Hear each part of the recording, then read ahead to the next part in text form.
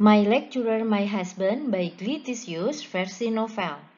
Jangan lupa subscribe, like, dan bunyikan loncengnya ya, biar admin semangat buat ngepost episode selanjutnya. Silahkan menikmati. My Lecturer, My Husband episode 25 by Glitisius. 3 bulan kemudian. Suara notifikasi email membuat gue mengambil handphone gue dengan tangan gue yang terbebas, sementara suami gue sedang menggenggam tangan gue. Melihat wajah gue yang berubah menjadi tidak enak, membuat suami gue langsung bertanya kenapa. Perkuliahan saya dimulai bulan depan. Hidup adalah pilihan, dan gue sekarang sedang berada di dalam posisi untuk memilih. Gue kini mengerti bagaimana perasaan suami gue saat dia harus memilih di antara gue atau studinya waktu itu. Sekarang gue harus memilih untuk menjadi mahasiswa dan meneruskan beasiswa, tetapi 3 anak gue akan diurus sama nyokap dan salah satu saudara gue yang lain, atau gue melepaskan beasiswa gue. Pilihannya nggak ada yang enak memang, tapi gue harus tahu apa yang gue prioritaskan saat ini. Kuliah dalam keadaan hamil besar dan juga mempunyai 3 bayi tidak terdengar seperti ide yang bagus. Sudah beberapa hari ini suami gue bilang kalau gue harus memikirkannya secara baik-baik akan keputusan yang akan gue ambil. Dengan segala kemungkinan dan resiko yang akan gue hadapi. Saya akan lepas beasiswa saya, Mas, kata gue, yang membuat suami gue menatap dengan pandangan ragu. Kamu yakin? Tanya dia. Gue menganggukkan kepala gue dengan mantap dan menatap mata suami gue penuh dengan keyakinan. Saya pergi ke sini untuk ada di samping Mas, bukan untuk kuliah. Meskipun memang awalnya saya juga ingin menuntut ilmu di luar negeri. Tapi saya sadar, sekarang prioritas saya adalah mereka, kata gue sambil mengusap perut gue yang sudah sangat membesar. Alasan gue pergi ke sini adalah untuk berada di samping suami gue. Dari awal gue gak pernah memimpikan untuk dapat menuntut ilmu di luar negeri, meskipun pada kenyataannya gue bisa. Berbeda dengan suami gue yang memang sudah memimpikan hal ini sejak lama. Tes beasiswa waktu itu pun karena tawaran suami gue agar kami bisa bersama di negeri tujuan studinya. Apa kamu nggak ngerasa semua perjuangan kamu sia-sia? Tanya dia masih dengan nada yang cukup khawatir yang begitu kentara. Karena sekali gue melangkah untuk mengambil keputusan, gue tahu gue gak akan bisa melangkah mundur. Meskipun sayang karena harus melewatkan beasiswa yang banyak orang idam-idamkan setelah melewati serangkaian tes yang cukup panjang, tapi gue percaya kalau apapun yang kita lakukan itu gak sia-sia. Seperti gue dapat menambah wawasan dan menjadi lebih dekat dengan suami gue karena persiapan tes beasiswa itu misalnya. Semua gak ada yang sia-sia kan Mas? Kata gue dengan cukup yakin yang membuat dia mengembangkan senyum penuh kelegaan dan memeluk gue. Meskipun gue gak terlalu bisa merasakan hangat tubuhnya lagi karena terhalang perut gue yang membesar, gue tetap menyukai saat-saat seperti ini. Saya emang gak salah milih, kata dia yang membuat gue mengulumkan senyum. Dari awal, Mas gak pernah milih saya. Mas ingat? Tanya gue setengah menyindir. Saya ralat kalimat saya. Tuhan gak salah dalam menjawab doa saya. Emang Mas berdoa apa? Suami gue cuma tersenyum. 2 minggu menjelang tanggal yang ditentukan untuk persalinan, gue menjalani perawatan di rumah sakit. Itu semua karena gue udah gak sanggup untuk beraktivitas yang disebabkan oleh kehamilan. Keberangkatan mama pun dipercepat, sedangkan suami gue gak bisa setiap saat ada di samping. Dia udah cukup sering bolos kuliah karena gue dirawat. Padahal gue baru hamil 7 bulan lewat, dan rencana persalinan gue pun pada bulan ke-8. Tapi gue udah gak bisa beraktivitas sama sekali selain berbaring. Operasi persalinan berjalan lancar dengan suami gue yang berada di samping gue, hingga gue bisa mendengarkan suara tangisan bayi-bayi yang membuat gue meneteskan air mata. Rasanya begitu lega, perjuangan gue sampai ke negeri ini untuk bersama suami dan menjalani persalinan dengan didampingi oleh dia membuat gue merasa sangat senang. Impian yang belum dia capai kini perlahan semakin berkurang. Anak kami sempat menjalani perawatan cukup intensif karena berat badan yang kurang dari normal. Mengingat nutrisi yang gue beri gak hanya untuk 1 orang. Hal ini cukup wajar menurut dokter. Setelah berat badan anak gue stabil, mereka baru diizinkan untuk pulang. Awal-awal perubahan drastis dalam rumah tangga gue terasa berat. Meski dibantu mama, gue dan suami gue masih sering menemui kesulitan. Entah gue harus mengorbankan waktu tidur gue sama sekali, atau bahkan suami gue mengalah untuk meninggalkan tugasnya demi anak-anak. Kekakuan suami gue emang hal yang gak perlu diragukan. Dia waktu awal menggendong anak kami pun sempat mencari cara menggendong bayi yang baik dan benar dulu. Kondisinya nggak beda, kayak waktu motong sosis saat gue ngidam dulu. Anak gue udah nangis kejer, dia masih melihatin dulu beberapa saat sebelum dia gendong. Meskipun kaku, tapi dia banyak belajar dan mau berubah demi anak-anak kami. Kenzo, Kenzi, dan Kinzo adalah nama yang diberikan untuk mereka. Perlahan dengan pasti, mereka tumbuh menjadi bayi yang menggemaskan. Suami kamu udah gak terlalu diem kayak dulu ya? Meskipun ngajak ngobrolnya masih kaku, kata mama gue yang gue iakan. Dia emang suka ngajak ngobrol si kembar, tapi cuma sebatas ayah pulang dan ayah ngerjain tugas dulu, jadi kalian jangan rewel, batin gue. Dia gak diem kayak patung sama mereka aja, aku udah syukur mah, kata gue yang membuat mama gue tertawa. Mama seneng lihat hubungan kalian sekarang, padahal kamu dulu kelihatan gak suka banget sama perjodohannya dan kekeh mau sama pacar kamu, kata mama gue. Kuncinya ada di waktu, waktu yang menjawab semuanya. Waktu bisa mendatangkan dan menghilangkan. Waktu bisa mendatangkan perasaan yang gak ada menjadi ada. Begitupun sebaliknya. Dan waktu juga yang bisa menghilangkan kesempatan untuk bisa bertemu orang yang terbaik dalam hidup kita. Gue pegang tangan mama dengan lembut. Ketika kesempatan itu ada dan datang, aku gak mau nyanyain gitu aja. Jadi beginilah sekarang, kata gue sambil mengulum senyum. Anak mama sekarang udah dewasa ya, kata mama terharu. Anak mama sekarang udah jadi ibu, gue membalas ucapan mama. Makasih karena sekarang aku bisa ngerasain gimana beratnya jadi mama.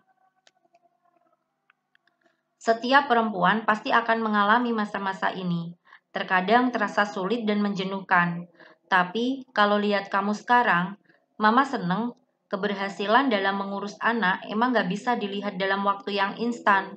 Kalau kamu nanti ada di posisi mama sekarang, pasti akan ngerti, kata mama yang membuat gue memeluknya dengan erat. Mempunyai anak itu seperti diberi bibit pohon. Pohon akan tumbuh baik jika diurus dan diberi pupuk secara baik dan benar. Kamu gak akan tahu pohon apa yang diberikan ke kamu sampai bunga atau buahnya terlihat. Ketika pohon menghasilkan buah, buah yang dihasilkan pun belum tentu manis dan enak. Punya anak itu bukan tujuan akhir, melainkan perjalanan baru untuk kamu, kata mama yang membuat gue berkaca-kaca. Tak lama kemudian, saya pulang, ucap suami gue yang membuat gue melepaskan pelukan ke mama. Gue memilih untuk pergi ke dapur, sementara suami gue mencium tangan mama gue seperti yang selalu ia lakukan. Bun, kenapa? Tanya suami gue saat menghampiri gue yang sedang mengusap air mata gue di dapur. Abis ngomong 4 mata sama mama tentang menjadi orang tua, jawab gue jujur. Dia pun mengulum senyumannya dan membawa gue ke dalam pelukannya. Setelah memastikan mama gue masih sibuk dengan anak kami. Saya juga harus belajar dan banyak ngobrol sama papa dan ayah nanti. Di saat yang bersamaan, tangisan Kenzi menggema yang membuat Kenzo dan Kinzo yang sedang tidur ikut menangis. Gue menghela nafas lelah yang membuat suami gue melepaskan pelukannya dan mencium kening gue. Nanti saya bantu, kamu samperin mama dulu. Gue menghampiri mama dan menggendong Kenzo dan Kinzo yang masih menangis dan menyusui mereka dengan ASI yang sudah diperah di botol hingga mereka berhenti menangis. Kira-kira sifatnya bakal mirip kamu apa suami kamu ya? Tanya mama gue yang membuat gue terpaku dan melihat ketiga anak gue. Jangan sampai kayak bapaknya semua. Cukup satu kanebokeri yang ada di hidup gue, batin gue. Sifat anak gue secara perlahan mulai terlihat seiring dengan pertumbuhan mereka. Anak pertama gue adalah pribadi yang tenang dan pendiam, mungkin mirip dengan ayahnya, tapi gue belum bisa mendeteksi apakah Kenzo akan menjadi terlalu kaku mirip kanebo kering. Anak kedua gue memiliki pribadi yang ceria. Dia juga suka bernyanyi dan bersenandung. Mungkin ini efek dari segala video musik boyband yang selalu gue tonton selama hamil. Nah, anak ketiga gue memiliki pribadi iseng, mirip Altan dan Hanif. Gue nyesel kenapa selama hamil gue menyimpan kekesalan berlebih terhadap Altan dan juga Hanif. Ternyata sifat mereka menempel di anak ketiga gue. Gue sempet pengen nangis melihat anak ketiga gue yang sering mengganggu kedua kakaknya, hingga suara tangisan meramaikan rumah kami yang tadinya hening. Kadang kata-kata kasar yang dulu sering gue ucapkan hampir spontan gue keluarkan. Tapi gue sadar itu akan berpengaruh buruk untuk mereka. Jadi sebisa mungkin gue mengalihkan umpatan gue dengan hal-hal lain yang sedikit lebih berguna agar tidak mengotori lembaran kertas bersih yang belum ternoda ini. Gue gak memungkiri, jika mengurus anak bukan hal yang mudah. Gue kadang suka menangis di dalam kamar ketika merasa sudah terlalu lelah. Dan di saat itulah suami gue akan datang dengan segala sifat pengertian dan segudang kata-kata motivasi yang membuat gue kembali sadar dan mencoba menikmati setiap prosesnya. Akhirnya, suami gue telah menyelesaikan studinya dan kami pulang. Kepulangan gue ke Indonesia disambut teman-teman yang menunggu di bandara bersama keluarga gue. Mereka bahkan langsung berebutan menggendong ketiga anak gue secara bergantian yang membuat ketiganya menangis dengan kencang. Altan sama Hanif sempat melirik ke arah suami gue dengan pandangan khawatir. Tapi untungnya suami gue masih berjibaku dengan barang-barang bawaan milik kami dan tidak memperhatikan anaknya yang kini menjadi seperti bola yang dioper ke sana kemari. Hanif bahkan mengangkat Kenzo naik turun. Hal itu membuat tangisannya berhenti dan berubah menjadi gelak tawa yang khas. Sementara Kelvin yang menggendong Kenzo dan melakukan hal yang sama malah kaget karena tangis Kenzo berubah menjadi kencang. Lah, kok yang ini malah tambah nangis sih, Git? Tanya Kelvin yang membuat gue mengambil alih Kenzo dari tangannya. Yang ini gak terlalu suka sama orang baru. Butuh lama penyesuaiannya. Agak diem, gak kayak adik-adiknya, jelas gue sambil menepuk punggung Kenzo dan mencoba untuk menenangkannya. Kayak bapaknya ya, tebak Altan yang gue jawab dengan anggukan. Kenzo memang kopian ayahnya persis. Dia juga yang paling lengket sama ayahnya dibanding adik-adiknya. Kalau Kenzi sih lebih mirip gue, dan kalau Kenzo entah mirip siapa. Udah nih, nanti malam kalau kelelahan suka rewel, kata gue yang membuat Hanif menghentikan kegiatannya dan memberikan Kenzo ke gue. Kenzi yang melihat kedua saudaranya digendong pun merengek dan minta untuk digendong yang membuat teman-teman gue menggelengkan kepalanya. Repot bener, komentar Yuda. Kasihan bunda kalian dong, nanti makin pendek, kata Juana yang membuat gue mendelik. Tapi Kenzi tetap merengek dan ingin digendong. Batu semua ya, gak ada yang mau ngalah. Fix, kayak emak bapaknya.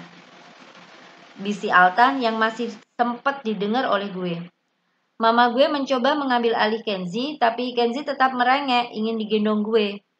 Melihat hal itu, suami gue mengambil Kenzo dari tangan gue, sehingga gue bisa menggendong Kenzi. Dia juga mengambil Kenzi, karena satu-satunya yang gak pernah protes saat digendong adalah Kenzo.